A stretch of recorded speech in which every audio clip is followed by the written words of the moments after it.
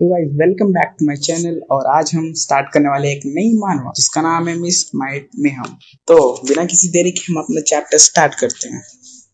हम देखते हैं एक लड़के को खड़े हुए जो कि सामने देख रहा होता है और सोचता है मेरे ग्रैंडफादर मर चुके हैं, उन्हें दो टुकड़े में काट दिया गया था और फिर भी मेरे आंखों से कोई आंसू नहीं आया, ना ही मुझे कोई सैडनेस फील हो रही है। क्या मैं एक ह्यूमन भी हूँ? तभी हम उसका पास देखते हैं। हमारा मेन कैरेक्टर हर्ब्स लेके आया हुआ होता है। ग्रैंडफादर को बोलता है, ग्रैंडफादर ये देखो स्पिरिट हर्ब जो मैं माउंटेन से लाया हूँ। ग्रैंडफादर बोलते हैं बहुत अच्छा काम किया तुमने। हमारा मेन कैरेक्टर कहता है मुझे ईस्टर्न पार्ट्स में से मिला है। तो हमारे ग्रैंडफादर कहते हैं और ये काफी बड़ा भी है तो हमें एटलीस्ट 5 ने अंत मिल ही जाएंगे। कैरेक्टर कहता है वहाँ पे एक फॉक्स दिन भी था जहाँ मुझे हर्ब मिले। हमारे ग्रैंडफादर कहते हैं क्या तुमने उसके बच्चों को मार दिया? हमारा मेन कैरेक्टर कहता है नहीं, मैं उसके बच्चों को क्यों मारूंगा, और उसके बच्चों को मारूंगा तो उसकी मदर सैड हो जाएगी। हमारे ग्रैंडफादर कहते हैं बहुत अच्छा, अच्छा वो तुमने नहीं मारा। हमारे ग्रैंडफादर उसको खाने के लिए इनवाइट करते हैं और उसको एक बात कहते हैं क्या तुम मुझसे एक प्रॉमिस करोगे? हमारा मेन कैरेक्टर पूछता है क्या? हमारे ग्रैंडफादर कहते हैं वो अपना ट्रू नेचर कभी किसी को मत दिखाना। प्रेजेंट में आते हैं तो वो कहता है आई एम सॉरी ग्रैंडफादर, मुझे नहीं लगता कि मैं आपका प्रॉमिस पूरा कर पाऊंगा। तभी हम एक काउंटी को देखते हैं, जोंगयान काउंटी, जहाँ पे कैरेज चल रही होती है। वहाँ पे काफी सारे प्रिजनर्स होते हैं और लोग कह रहे होते हैं देखो ये क्रिमिनल्स हैं, इनको मारना चाहिए, यूजलेस है ये लोग। तभी हम एक बंदे को देखते हैं जो खिड़की में चाय पी रहा होता है और पूछता है कि वो कैरेज में वो लड़का कौन है। तभी हमारा इन ओनर कहता है अंडर एस्टिमेट मत करो, वो बहुत ही वर्स्ट प्रिजनर है। हम इस बंदे को गार्डनिम बोलेंगे, इसका नाम गार्डनिम है। हमारा इन ओनर पूछता है कि आपने हमको क्यों बुलाया था, आपको क्या कोई रिक्वेस्ट करनी थी?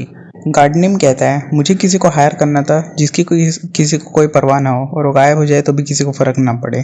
तभी हमारे मेन कैरेक्टर को एक पत्थर आके लगता है और उसे ब्लीडिंग होने लगती है। जैसे गार्डनिम हमारे मेन कैरेक्टर को देखता है वो शॉक हो जाता है। तभी हमारा गार्डनिम उठ के जाने लगता है। इन ओनर पूछता है सर आप कहाँ जा रहे हैं, आपको कोई रिक्वेस्ट नहीं है? वो कहता है नहीं। और फिर हमारा गार्डनिम कहता है आखिरकार मुझे एक परफेक्ट कैंडिडेट मिल ही गया। तभी हम इनर कासल जोंगयान काउंटी के गोल्डन जेट हॉल पे आते हैं जो कि एक प्रिजन होता है। हम वहाँ पे बहुत गार्ड्स देखते हैं और वहीं पे हमारा मेन कैरेक्टर बंद होता है और वो सोच रहा होता है कि मैं बहुत हार्श था, वो कमीना। तभी वो इंसान कहता है मुझे नहीं पता था कि हमें एक चूहा भी फॉलो कर रहा है, अगर पता होता तो मैं पहले ही मार देता तुझे। तभी हमारा मेन कैरेक्टर सोचता है वो एक मॉन्स्टर था, मैं उससे पकड़ में से भी नहीं निकल पाया, मुझे उसे मारने का कोई तरीका नहीं मिल रहा, कोई ना कोई तरीका तो होगा। तभी हमारा मेन कैरेक्टर कहता है मार्शल आर्ट्स, अगर मैं मार्शल आर्ट्स लर्न करूँ तो। तभी हम देखते हैं एक मिस्ट अचानक से फैलने लगती है पूरे हॉल में और उस मिस्ट को सुन के गार्ड बेहोश होने लगते हैं। तभी हमारा मेन कैरेक्टर कहता है ये तो स्लीपिंग रूम है और उसके साथ वो भी बेहोश हो जाता है। तभी हम किसी के कदमों की चलने की आवाज देखते हैं और हमारा जो गार्ड नीम था वो अंदर आता है जेल के। और तभी हमारे मेन कैरेक्टर को छूने वाला होता है और हमारा मेन कैरेक्टर उसी समय अपनी आंखें खोल लेता है और तभी हमारा मेन कैरेक्टर उसको लात मारता है और भागने की कोशिश करता है और कहता है कि यही मेरा चांस है यहाँ से भागने का। पर तभी गार्डनिम उसकी पीठ पे एक स्टैब अटैक करता है फिंगर से और हमारा मेन कैरेक्टर उसी जगह पे स्टर्न हो जाता है। फिर उसके बाद गार्डनिम उसके ऊपर एक स्लैश मारता है और हमारा मेन कैरेक्टर दूर जाके दीवार पे लगता है और हमारा मेन कैरेक्टर कहता है ये एक मार्शल आर्टिस्ट था। तभी हम अननोन पर्सन को देखते हैं जो कि अंदर आता है और उसे हमारा गार्डनिम यंग मास्टर कह के बुलाता है और हमारा यंग मास्टर कहता है मैं कभी प्रिजन में तो नहीं आया पर ये बहुत इंटरेस्टिंग जरूर है। और गार्डनिम हमारे यंग मास्टर को कहता है कि मुझे एक परफेक्ट कैंडिडेट मिल गया यंग मास्टर जो आपके जैसा ही दिखता है। यंग मास्टर को देख के हमारा मेन कैरेक्टर बहुत शॉक हो जाता है। तभी हमारा यंग मास्टर कहता है मुझे लगता है कि तुम बहुत शॉक हुए हो और मैंने ये भी सुना था कि तुम एक डेथ रो पे थे। हमारा एमसी कहता है हाँ।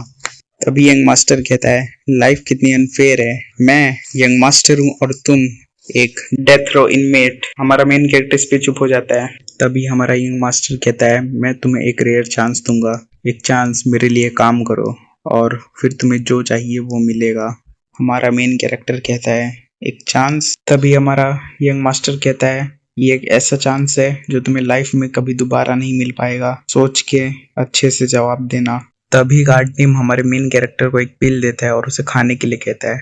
हमारा मेन कैरेक्टर पूछता है क्या ये पॉइजन है?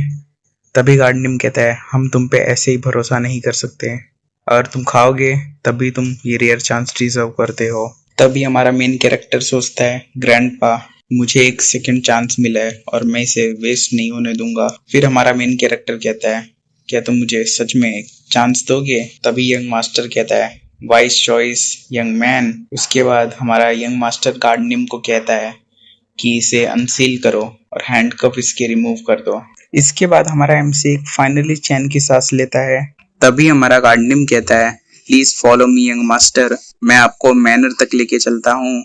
हमारा यंग मास्टर कहता है ठीक है, और हमारे एमसी को कहता है मेरे आगे आगे चलो। जैसे ही हमारा गार्ड निम गेट से बाहर निकलने लगता है तभी गार्ड निम कहते हैं हमारा रास्ता क्लियर है young master, please carefully follow करिए मुझे। इसके बाद गार्ड निम जैसे ही पीछे देखते हैं हमारे एमसी ने यंग मास्टर की गर्दन ही तोड़ दी होती है।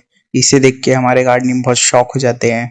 तभी हमारा एमसी कहता है अब क्या गार्ड निम फेक्स डेड नाउ। इसी के साथ हमारी वीडियो खत्म होती है। प्लीज लाइक शेयर और सपोर्ट करिए ताकि हम ऐसी वीडियो बना पाए। Thank you and let's meet again.